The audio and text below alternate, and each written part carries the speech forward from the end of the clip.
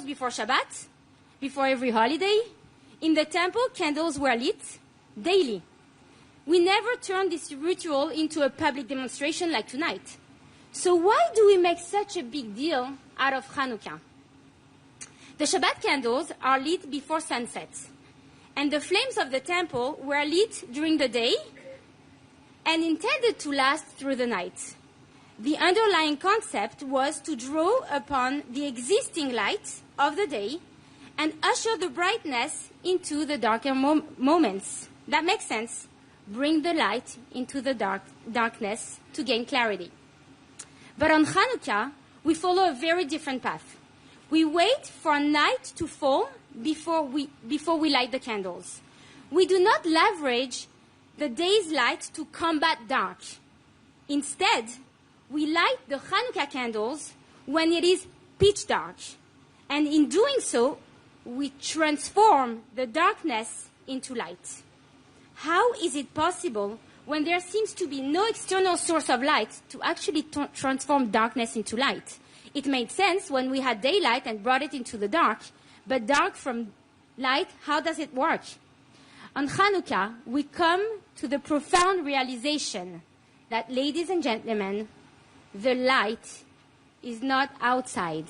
It is you. You are a source of light. Yes, I repeat, each and every one of us are a source of light.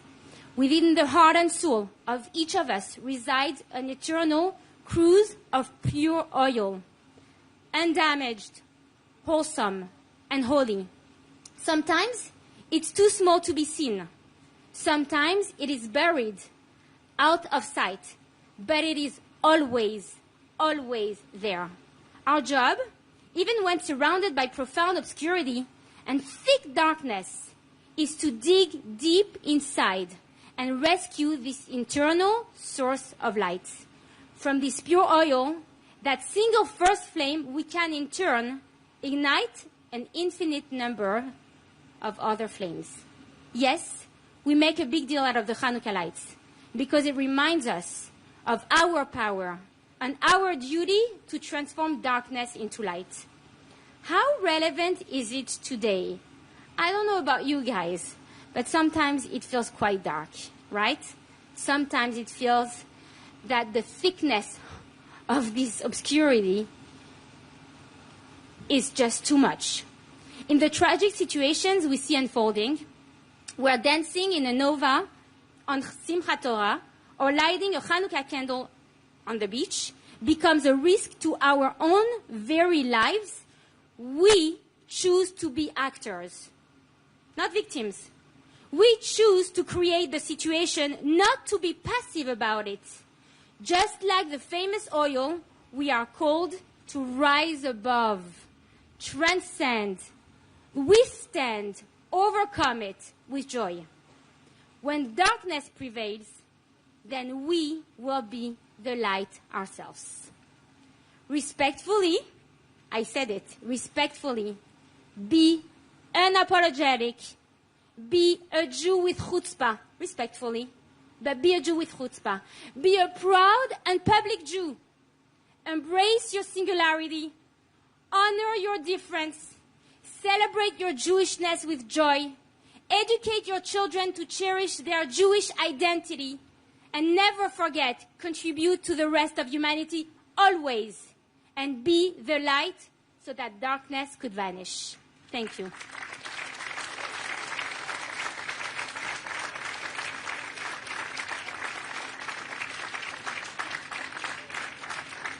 Well, this beautiful ceremony would have never been possible without the determination and dedication of Avita Will, EJCC Director, and my dear husband. Thank you for your efforts. The floor is yours.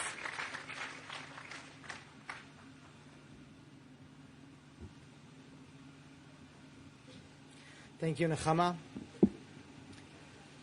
President von der Leyen, thank you for making Euro Hanukkah a key celebration with your distinguished presence, with your light. It truly means a lot to us. And thank you for your leadership. Rabbi Margolin, Israeli ambassador, Excellencies, dear friends, this Hanukkah I wish to make a personal dedication in memory of my dear friend, Rabbi Eli Schlanger from Bondi Beach, Sydney. As we used to say to one another when we were students, L'chaim to you, Eli. Thank you for the kindness and humanity you brought into the world. We will continue your work and carry your flame forward with your sweetness and your smile. As we light the menorah tonight, you are with us in our thoughts and in our hearts. Hanukkah tells the story of those who were me'atim v'chalashim, a people small in number and vulnerable, yet brave and resolute. Against forces far greater than themselves, they stood for their identity and their freedom. Hanukkah teaches that history is not shaped only by numbers or power, but by conviction, memory, and the courage to persist and celebrate life. This story is not only ancient, it is profoundly contemporary. For more than 2,000 years, Jews were a visible part of Europe's landscape. In Roman times, Jews formed nearly 5% of Rome, around 10% of major Greek cities, and up to 3% of Spain's population.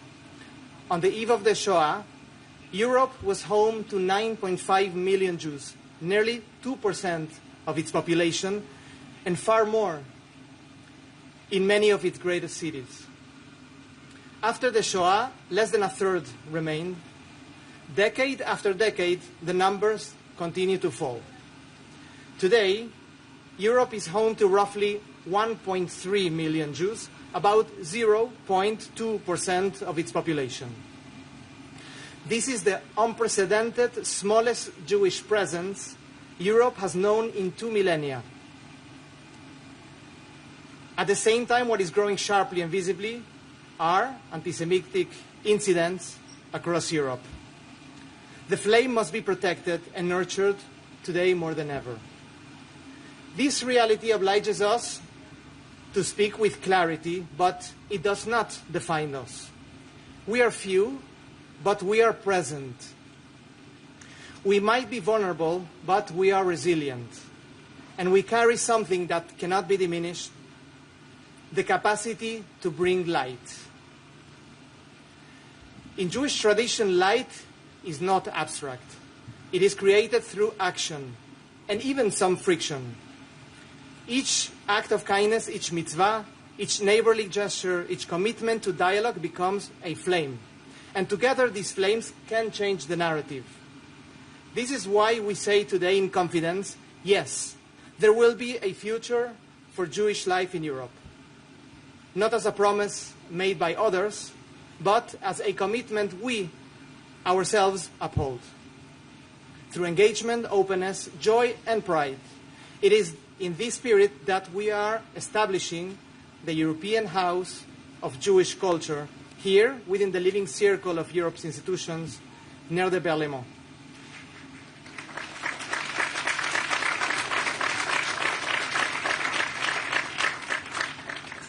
Its purpose is not only to recall the past, but to make it present, to reflect 2,000 years of Jewish life woven into Europe's story, to be a place of learning and encounter, a house for dialogue, where neighbors become partners, and a home where the future is born.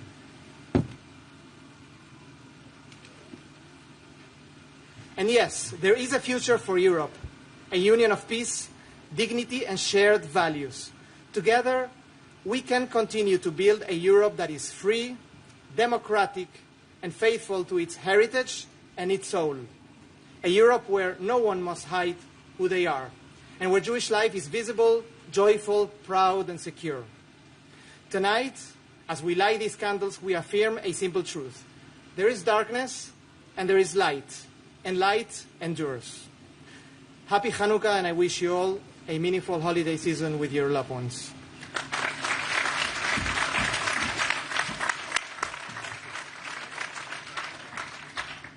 Thank you very much, Avi. I hope you heard well, right? The European House of Jewish Culture, right? Okay, stay tuned. Something really cool is happening. I have the honor of inviting Mrs. Ursula von der Leyen, who has already made history as the first ever president of the European Commission to light the Euro menorah. President, your presence at our side is profoundly meaningful. Thank you for being here. The floor is yours.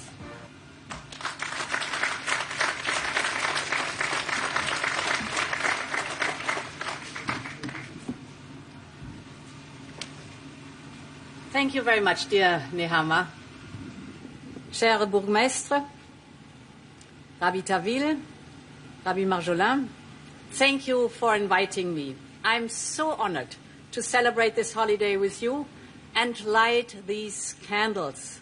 Hanukkah teaches us that a small light can push back a great deal of darkness. And this week, that lesson is sorely needed.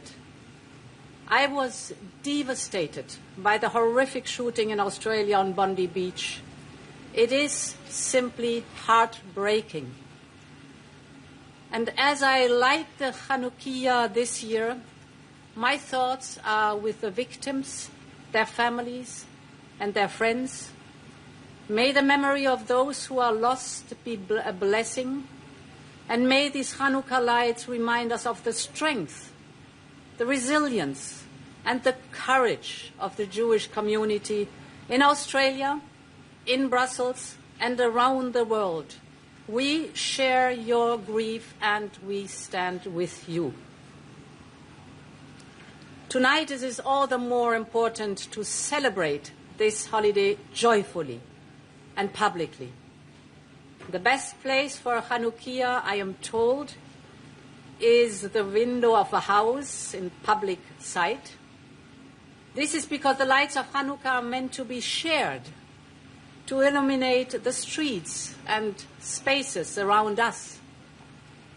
But today, too many Jews do not feel safe to light a Hanukkah in the window, or wear a kippah in public, or a Star of David around their necks.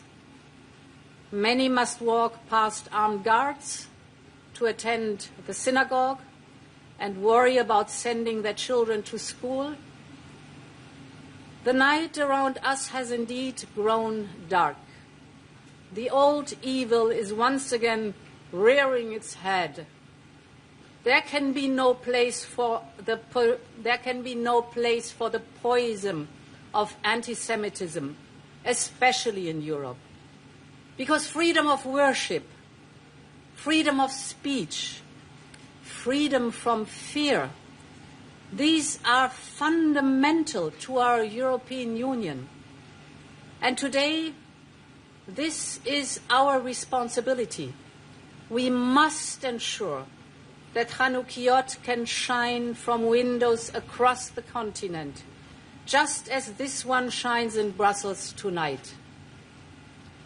In times when Jewish life is so much under pressure, I welcome all the more the creation of the House of Jewish Life in the heart of the European Quarter, dear Nehama and dear Avi.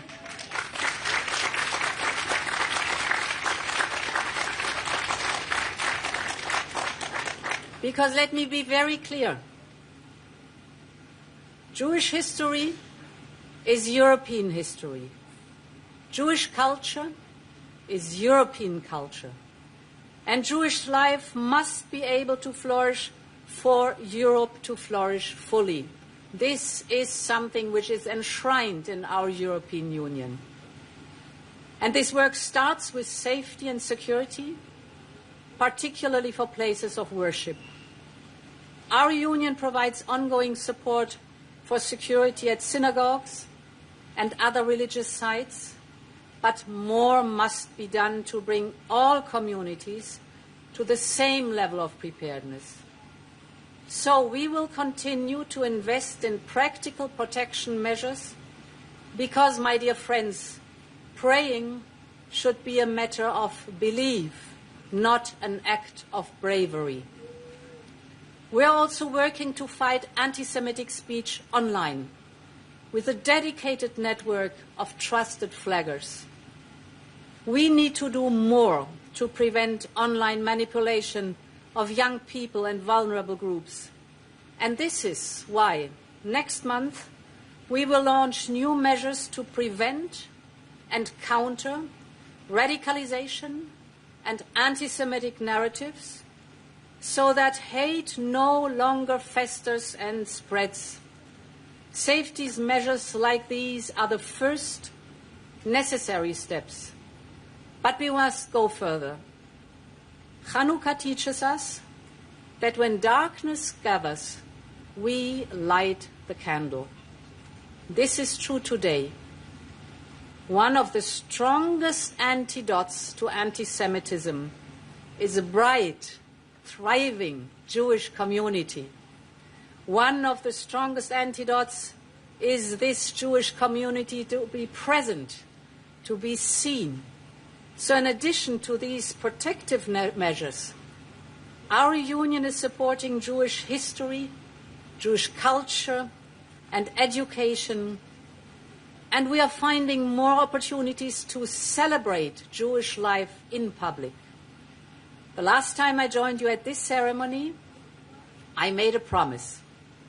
I made the promise that we would establish a prize to celebrate Jewish cultural heritage and its central role in shaping European identity. Well, tonight I'm glad to say that in 2026 we will announce the first winner of the Simon Weil Prize for European Jewish Cultural Heritage.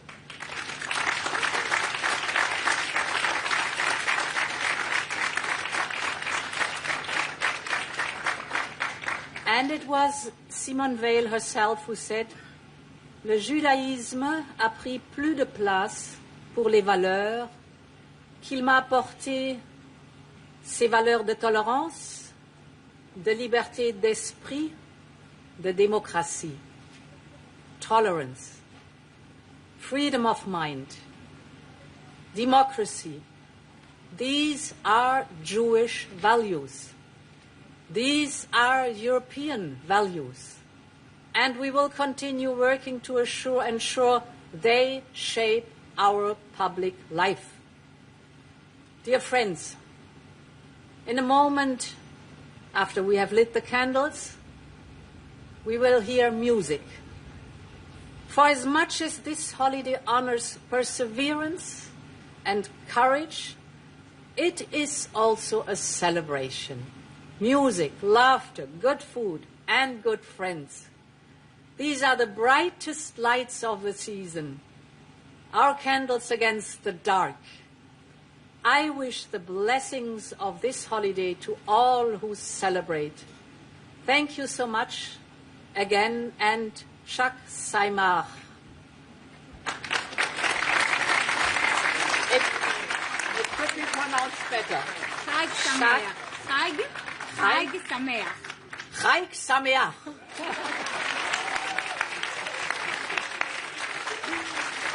Thank you. Hanukkah falls in the season of gifts, right? So several years ago, in this exact place, you received your own menorah, and you lit it in your office. Yes. We remember that, and we were very touched. So this year, we wanted to give you something meaningful and original, and it's our children who are going to be giving it to you. Les enfants, pouvez venir. Venez par là, Avi and Menachem, if we can get some help, because it's quite precious.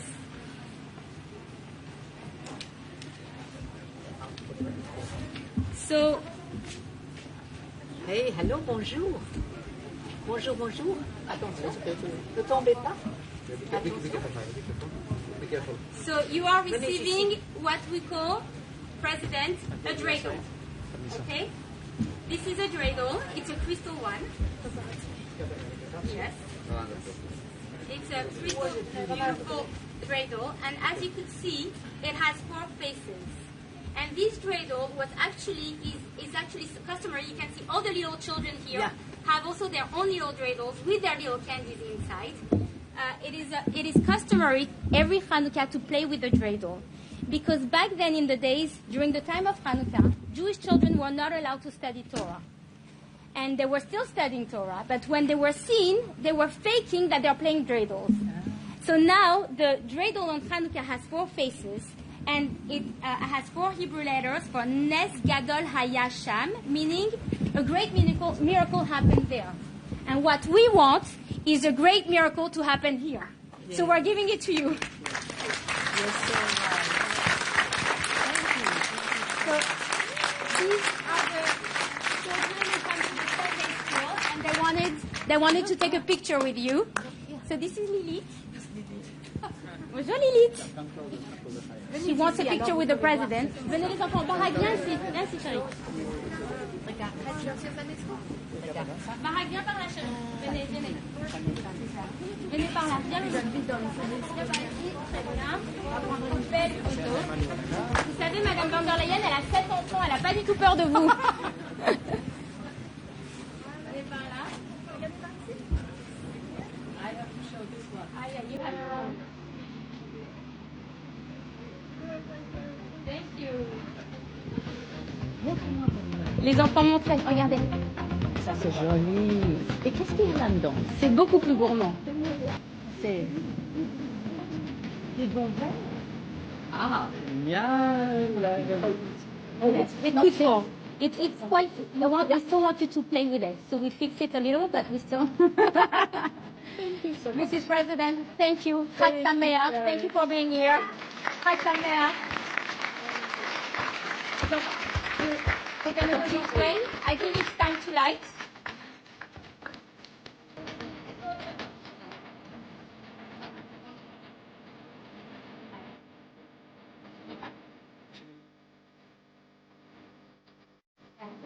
Yeah.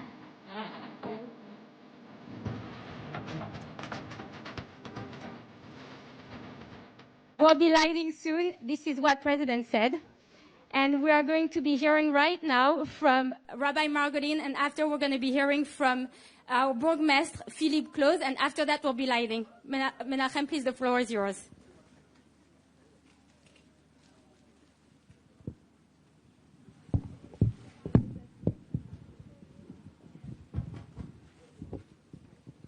Madam President of the European Commission, Excellencies, Mayor, Ambassador of Israel, Mr. Boucher, ladies and gentlemen. In 2023, Madam President, you stood here with us and you warned that an old evil is returning to Europe. Madam President, I say it with deep regret. That evil has exploded. It is here. We see it. We feel it. We live it. And on the first night of Hanukkah, it claimed 15 lives in Sydney.